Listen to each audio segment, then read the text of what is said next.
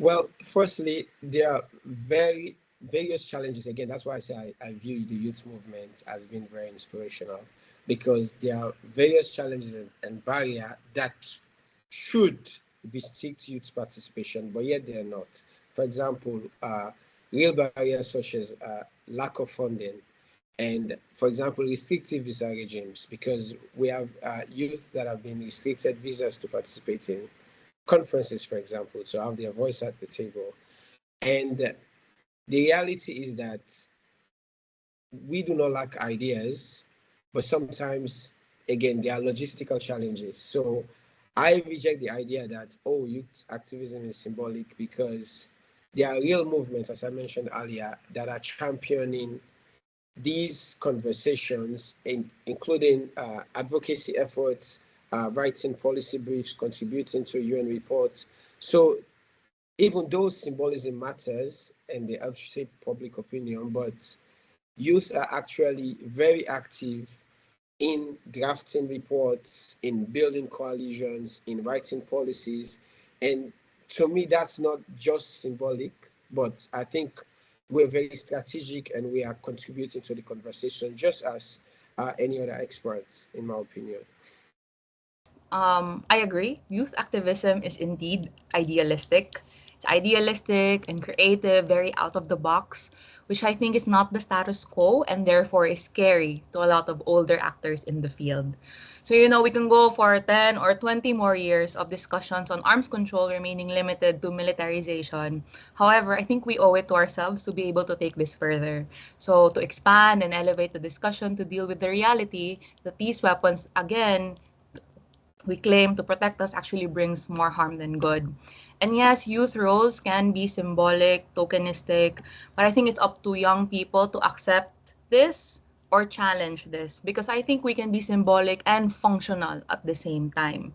And I don't think young people should be ashamed of being idealistic, because idealism is a sign that we know things can be better than what they are now. It's a sign of refusing to compromise with the status quo.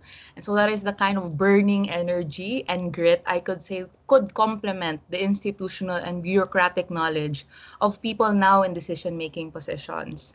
And I think the barrier is really the lack of intersectionality in arms control um, and disarmament processes. So this lack of intersectionality robs itself from being truly effective. It's still very cliquish, like only military personnel, only these people, only it's a very specific kind of profile that they look for in this space, which I understand why, because technical knowledge is important. But my argument is that the smaller the space available for people to engage in disarmament, the smaller the space for disarmament to prosper. And similarly, in contrast, and this is a wisdom I just really learned this week from a long-time peace builder in Asia, the power that we share does not shrink. Instead, the power that we share multiplies. So I think the structural barrier is just in itself the limiting, like the limit of disarmament and arms control right now. I think we need to expand it to understand how it interconnects with other issues beyond militarization. Right? As for the idea that activism is only symbolic or idealist, I believe that idealism is actually a strength. Young people bring fresh perspective and concrete contributions in research, advocacy, and peace building. What is needed is for decisions making a space to evaluate this contribution and ensure equal opportunity for all youth. I think there are various structural barriers that we face on trying to promote youth participation in, especially in decision making.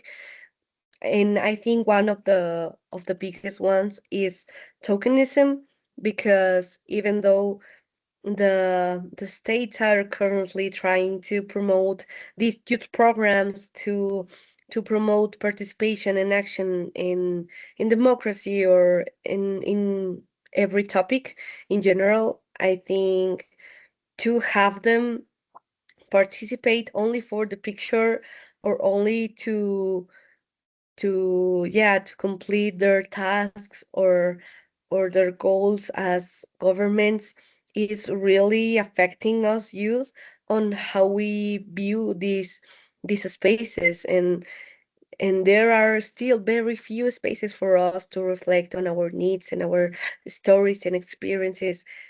And So, as for me, I am a youth activist in Vietnam, and I remember when I started to work with the UN, it was when I was 20. And because of my age, I have been underestimated for some reason. For example, when I tried to get access to the data of landmark clearance in the center of Vietnam, I got a few obstacles how like getting all the data from the government, and also they think that this is not the work of you. You should be get back to school and then study and things, and the landmark clearance and things is the work of the government. So especially from the war affected areas, I think that people still remain reserved, and uh, there's some barrier to let the youth to get involvement.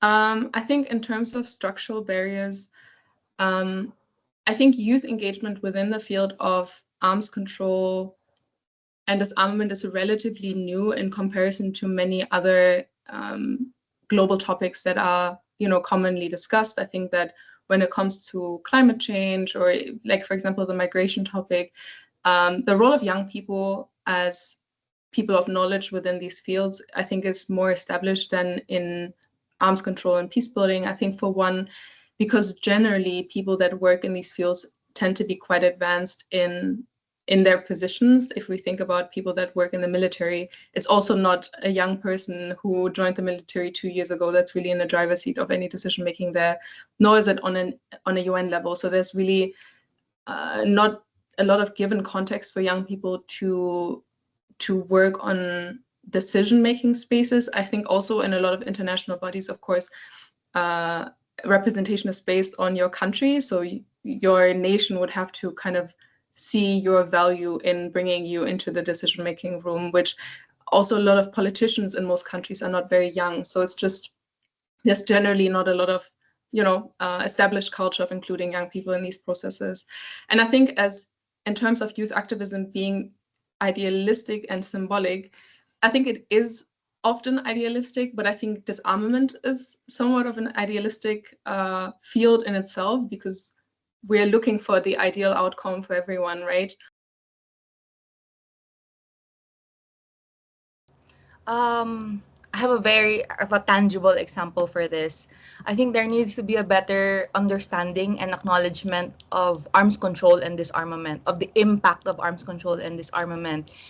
Specifically, systems have been built around the production of parts and components of weapons. So this was always a personal struggle to me as a lobbyist for the ratification of the Arms Trade Treaty in Southeast Asia, because there is a both legitimate and shadow economy in the arms trade that puts food on people's tables, like that sends young kids to school. So in my experience in lobbying for the ratification of the ATT, like for example, the Philippine government kept reiterating that the country's trade and management office needed time to prepare itself to enter in this treaty because it will impact the economy. And so as an advocate, it was a challenge and reality to realize that complex issues demand complex solutions. Complex issues demand solutions that accommodate its complexity. And so we cannot rush through processes if we want them to last. And I guess as a young advocate, being patient is very difficult because you want things to move forward fast.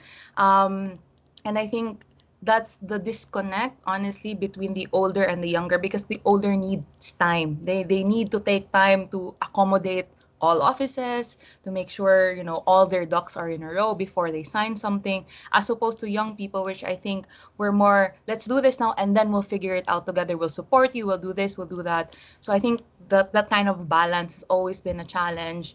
And again, specific to this armament, it's the economic implications of when a country disarms, for example. So what happens to the pipeline of industries that are tied to this money-making business, for example? Yeah. The reality when it comes to skepticism about being in spaces wherein sometimes you almost feel like, okay, you're here just to tick boxes, and but the reality is that you should use those spaces to actually prove that you're capable of influencing decisions. That's what I would say. And those are some of the those are some of those are what came to mind exactly right now. But yeah, using the spaces to actually prove that you're valued, that you have a seat at the table, and you are worthy of being at that seat, I would say. So actually, for my current project, which is created disarmament, I was trying to reach various states in my country, and well, gladly I had a friend who works at the governmental state in one of the states that I was doing the project on, but yeah, thanks to that, I had the chance to work um, hand by hand with the government. But when we arrived to the community that were planning on getting the workshop done, we faced this I don't know. Yeah, we faced this conflict with the media and the press that we were covering the project that we were going to do, as they didn't thought that this was an urgent topic. They didn't thought that child and youth could have a voice on it. And as I work with art, I believe that art has this power to really drive the change. And they didn't thought that art was this yeah, they didn't believe that the art had that power to drive the change. Last year, I was invited to an event organized by Unlivet on disarmament in South America, and it was truly impactful for me. I clearly remember a moment when we were discussing the activity participation of women in disarmament. A representative from a mission of Caribbean country said that women participate when it is easy, but when it comes to carrying heavy fans, they are no longer interested. After that comment, many women began sharing their own experience, and it was fascinating. Some spoke about working in the field of disarmament in very practical tasks, such as carry equipment, while others highlight their roles as research, diplomat, or activists. The moment showed me that women are still working hard to gain space in this field and to break away from stereotypes. I believe this is one of the most challenging processes. Just thinking about a German context in general, currently there's kind of this uprise in conversation around conflict, which has to do with everything that's happening on this continent, but also, I think, globally. So we have this whole debate going on currently about having mandatory conscription again to have young people join the military. And it's something that has been paused in Germany since 2011. And now, I think yesterday they made the decision that it actually will, I guess, like slow start again. So, instead of having mandatory conscription, at least there's like these kind of surveys that people have to fill in. And then, I think in a few years onwards, they will have these examinations of young people. And it kind of causes very weird public debate where at the same time, a lot of people agree with this idea, but then if you ask them if they would want to be in the military, they tend to say no. And that's something that goes through all age groups. But then bringing up disarmament in this conversation and, kind of advocating for peace efforts is oftentimes seen as something that I think people perceive as ridiculous in the context that, like, we're having in Europe right now, where there is kind of an active war. And I think it's something that I find quite hard to navigate myself because I understand people's concerns and fear.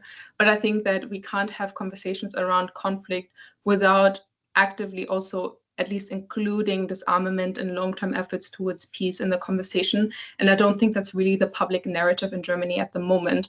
So when you bring that into conversations, it's not something that people are super perceptive to at the moment.